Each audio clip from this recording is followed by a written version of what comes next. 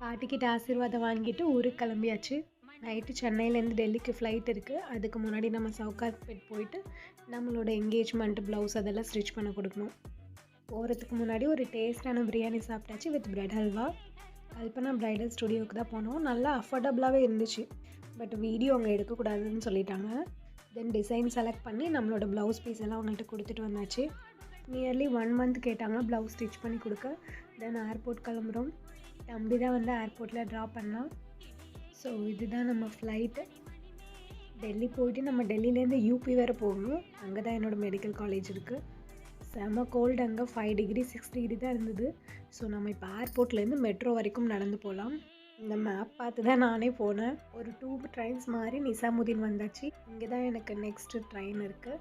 So இங்கேருந்து ஒரு 10 hours travel பண்ணணும். ஸோ நம்ம ஹாஸ்டலுக்கு ரீச் ஆகிட்டோம். நம்ம பட்டுக்குட்டி பாருங்கள்.